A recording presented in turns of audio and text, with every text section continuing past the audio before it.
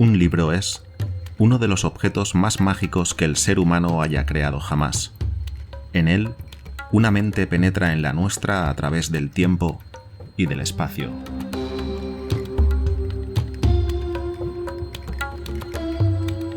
Pónganse cómodos y acompáñenme, soñadores y soñadoras.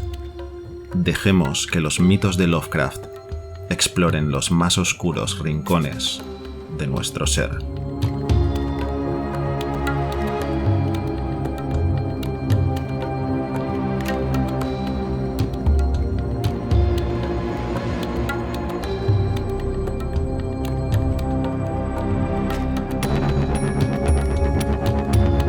El testimonio de Randolph Carter.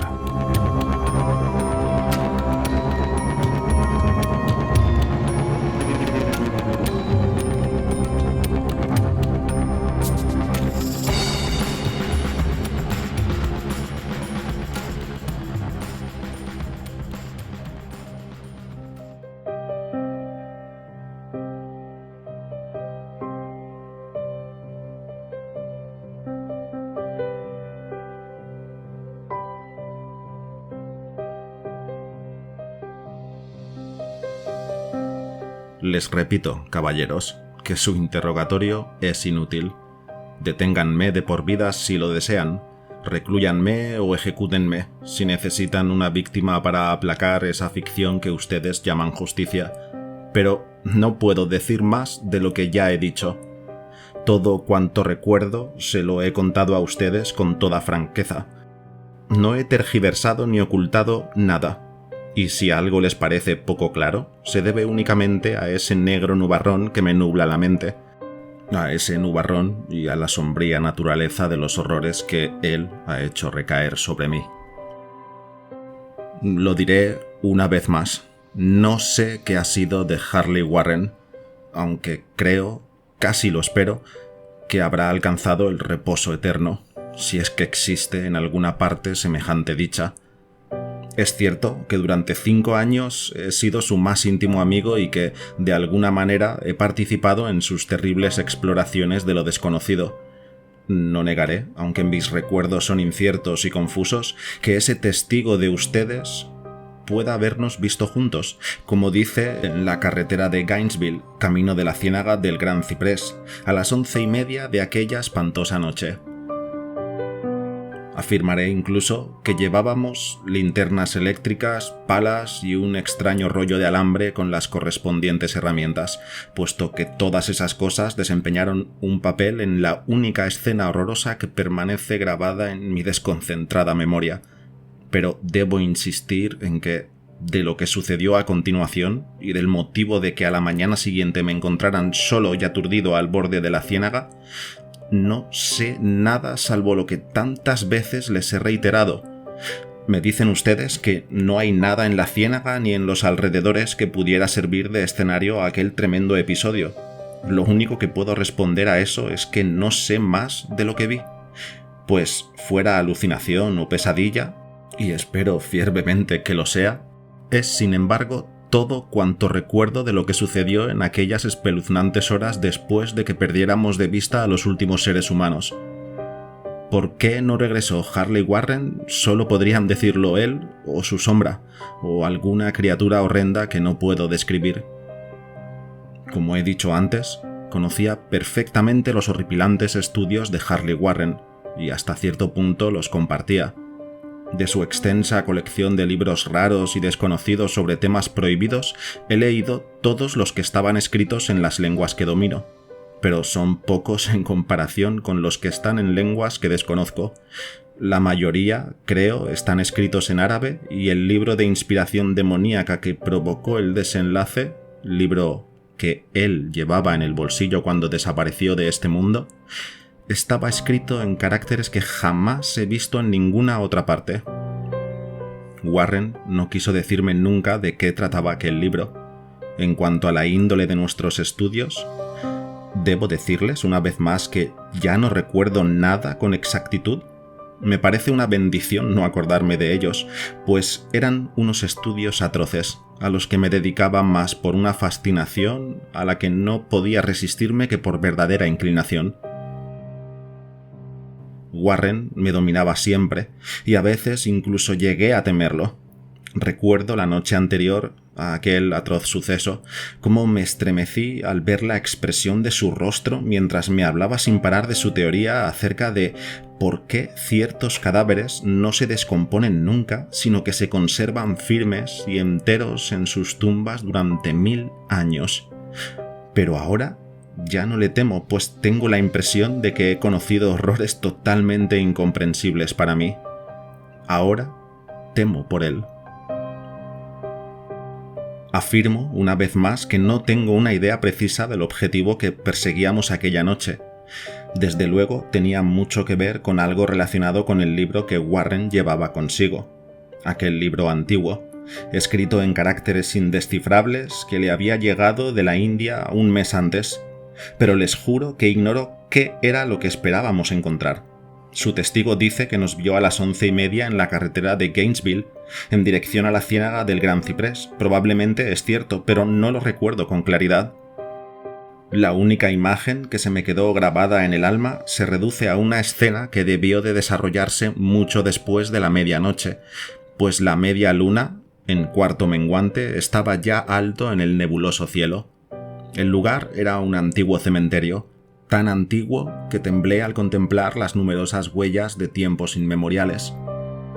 Se encontraba en una hondonada profunda y húmeda, cubierta de exuberante maleza, musgo y extrañas plantas trepadoras, en donde flotaba un vago hedor que mi ociosa imaginación asociaba absurdamente a las rocas desmenuzadas. Por todas partes había señales de abandono y decrepitud, y me obsesionaba la idea de que Warren y yo éramos los primeros seres vivos que invadíamos aquel letal silencio secular.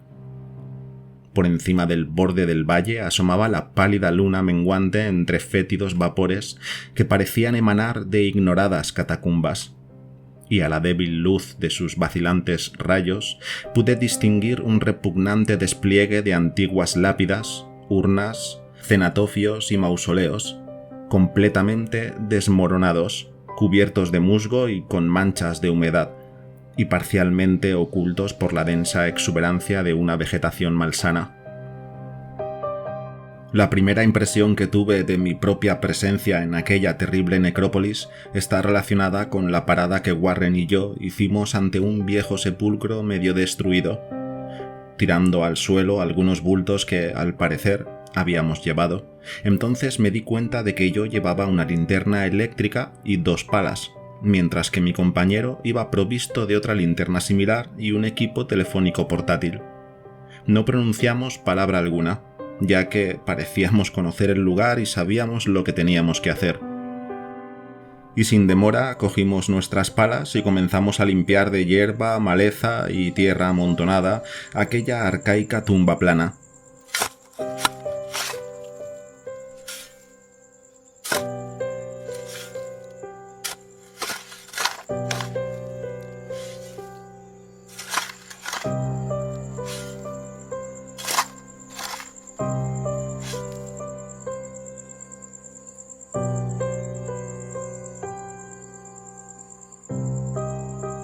Después de dejar al descubierto toda su superficie, que consistía en 3 enormes losas de granito, retrocedimos unos pasos para examinar aquel osario, y Warren pareció hacer ciertos cálculos mentales. Volvió enseguida al sepulcro, y usando su pala como palanca trató de levantar la losa más próxima a las ruinas de un edificio de piedra que, en su día, debió de ser un monumento funerario. Como no lo consiguió, me indicó con la mano que fuera a ayudarlo. Por fin, tras aunar nuestros esfuerzos, logramos mover la losa, la levantamos y la volcamos a un lado.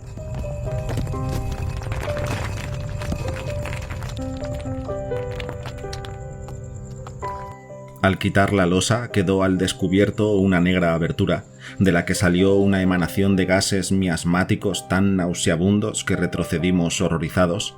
Al cabo de un rato, sin embargo, nos acercamos de nuevo al hoyo y comprobamos que las exhalaciones eran menos insoportables. La luz de nuestras linternas reveló el arranque de un tramo de escalones de piedra que goteaban una especie de icor procedente de las entrañas de la tierra y cuyos húmedos muros de contención estaban incrustados de salitre. Y ahora recuerdo por vez primera nuestra conversación. Warren se dirigió a mí por fin con su melodiosa voz de tenor, una voz particularmente impasible pese al impresionante escenario que nos rodeaba.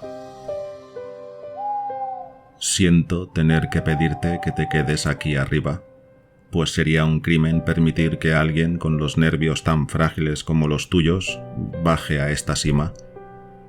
No te puedes imaginar, ni siquiera por lo que has leído o lo que yo te haya podido contar, las cosas que tendré que ver y hacer.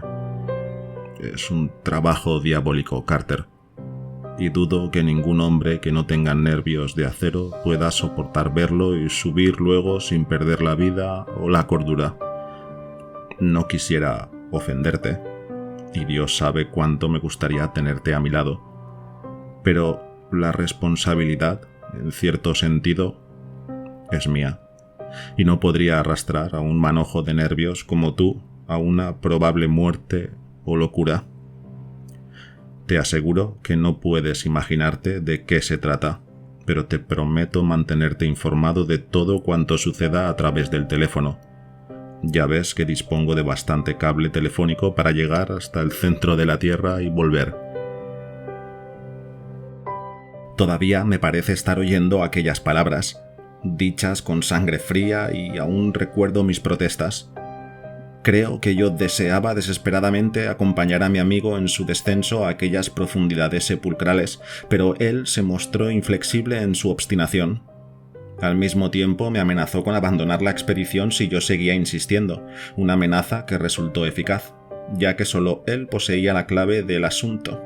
Todavía puedo recordar todo eso, aunque ya no sé qué era exactamente lo que buscábamos. Después de lograr que accediera de mala gana a sus propósitos, Warren cogió el rollo de cable telefónico y ajustó los aparatos. Por indicación suya, tomé uno de ellos y me senté sobre una lápida añosa y descolorida que había junto a la abertura recién descubierta. Entonces me estrechó la mano, se echó al hombro el rollo de cable y desapareció en el interior de aquel osario indescriptible.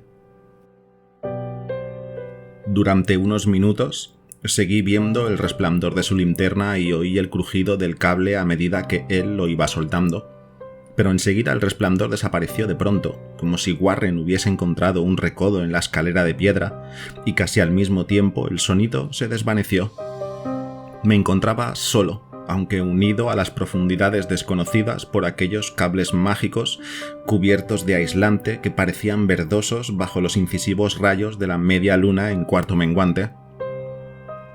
En el desolado silencio de aquella necrópolis blanca y desierta, mi imaginación concibió las más horribles fantasías y las más espantosas quimeras, mientras que las tumbas y los extraños monolitos parecían adquirir una horrenda entidad, de la que solo tenía conciencia a medias. Unas sombras amorfas parecían ocultarse en las más sombrías ondulaciones del valle obstruido por las malas hierbas y desplazarse rápida y sigilosamente como en una blasfema procesión ceremonial y franquear las puertas de las tumbas de la colina a punto de desmoronarse, unas sombras que no podían haber sido proyectadas por aquel pálido claro de luna que asomaba. Yo consultaba continuamente mi reloj a la luz de la linterna eléctrica y escuchaba con febril ansiedad por el receptor del teléfono, pero durante más de un cuarto de hora no oí nada.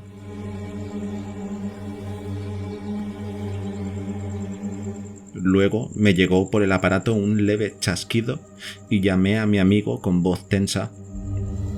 Aunque me sentía inquieto, no estaba preparado, sin embargo, para escuchar las palabras que brotaron de aquella extraña bóveda, proferidas con una voz más sobresaltada y temblorosa de lo que nunca le había oído a Harley Warren. Él, que poco antes me había abandonado con tanta calma, me llamaba ahora desde abajo con un tembloroso susurro más siniestro que el más estrepitoso alarido.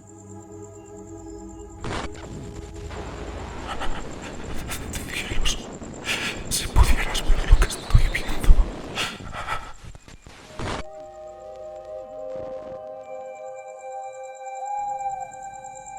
No pude responder. Había enmudecido y solo podía esperar. Entonces me llegaron de nuevo sus frenéticas palabras. Carter, es terrible, monstruoso, increíble. Esta vez la voz no me falló y vertí en el transmisor un torrente de preguntas nerviosas. Aterrado, repetí una y otra vez. ¿Qué ocurre, Warren? ¿Qué ocurre? Una vez más llegó hasta mí la voz de mi amigo, enronquecida todavía por el miedo y ahora aparentemente teñida de desesperación.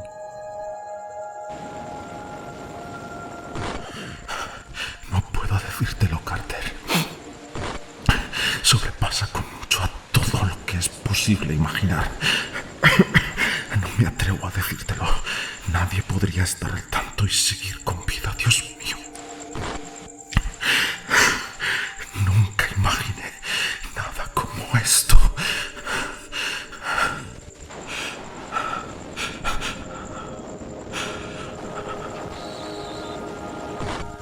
Otra vez se hizo el silencio, a excepción del incoherente torrente de mis estremecidas preguntas.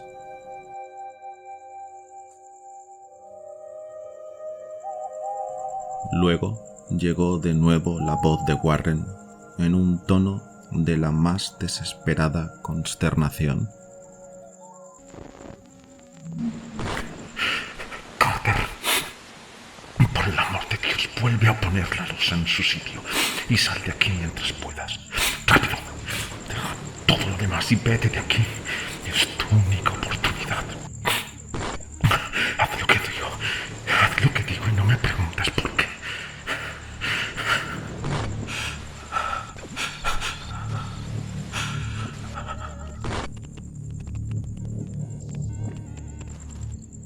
Aunque le oí, solo pude repetir mis frenéticas preguntas.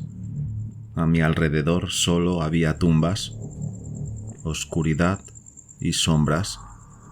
Debajo de mí, algún peligro que escapaba al ámbito de la imaginación humana. Pero mi amigo corría más peligro que yo, y, a causa de mi miedo, sentí un vago resentimiento contra él por creerme capaz de abandonarlo en semejantes circunstancias. Se oyó un nuevo chasquido y tras una pausa, el grito lastimero de Warren. ¡Salpitando! ¡Por el amor de Dios! Vuelve a colocar la losa y salpitando, Carter. Aquella jerga infantil que acababa de utilizar mi amigo detonaba tal espanto que recobré la razón. Tomé una determinación y la expresé en voz alta. Ánimo, Warren, voy a bajar. Pero, al oír aquel ofrecimiento, cambió el tono de voz de mi oyente hasta convertirse en un grito de total desesperación. No lo hagas. Tú no puedes entenderlo. Es demasiado tarde. La culpa es mía. Vuelve a poner la losa en su sitio y corre. Ya no puedes hacer nada. Ni tú ni nadie.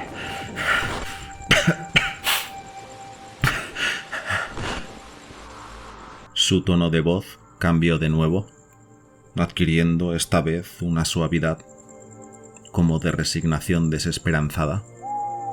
No obstante, creí percibir en ella una tensa ansiedad por mí.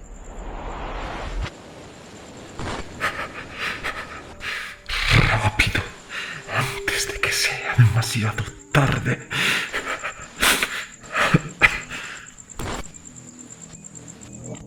Traté de no hacerle caso. Traté de sacudirme la parálisis que me atenazaba y de cumplir mi promesa solemne de bajar enseguida, pero cuando me llegó su siguiente susurro, todavía me encontraba inerte, encadenado por el ilimitado pavor que sentía. Carter, date prisa. Es inútil. Debes irte. Más vale uno que dos. La losa. Una pausa, más chasquidos, luego la voz apenas perceptible de Warren.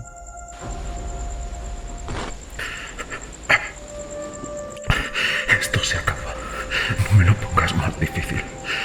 Tapa esos malditos escalones y echa a correr. Estás perdiendo el tiempo. Hasta pronto, Carter. No volveré a verte.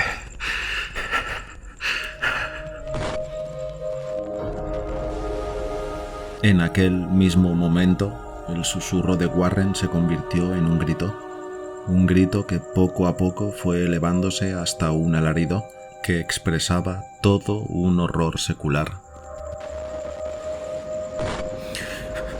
Malditas sean esas infernales criaturas.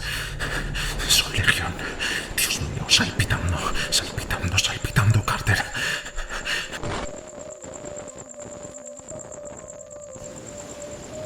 Después de eso, se hizo un silencio. No sé durante cuántos interminables eones permanecí allí estupefacto, murmurando, refunfuñando, llamando, gritando por el teléfono, una y otra vez, durante todos aquellos eones. Murmuré, refunfuñé, llamé, grité y chillé.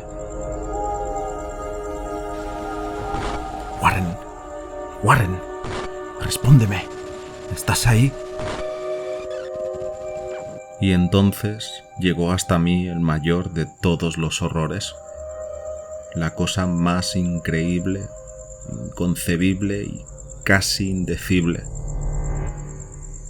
Ya he dicho que parecía haber pasado una eternidad desde que Warren me gritara su última y desesperada advertencia, y que solo mis propios gritos rompieron aquel espantoso silencio.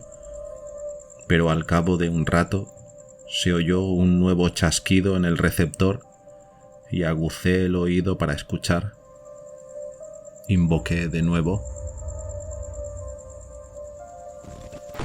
¿Estás ahí, Warren? Y en respuesta oí eso que me ha nublado la mente. No sabría explicar a quién pertenecía aquella voz, ni me atrevería a describirla en detalle, ya que las primeras palabras me hicieron perder el sentido y me provocaron una especie de vacío mental del que no me recobré hasta despertar en el hospital. Debo decir que la voz era profunda, hueca, gelatinosa, remota, sobrenatural, inhumana, incorpórea. ¿Qué puedo decir? Fue el final de mi experiencia y aquí termina mi relato. La oí y no supe nada más. La oí mientras permanecía petrificado en aquel ignorado cementerio en el fondo del valle, entre piedras desmenuzadas y tumbas derrumbadas, vegetación exuberante y vapores miasmáticos.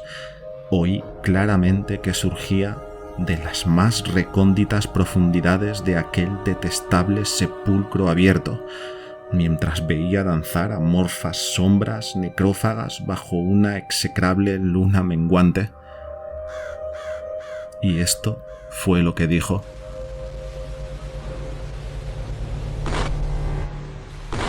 Idiota. Warren ha muerto.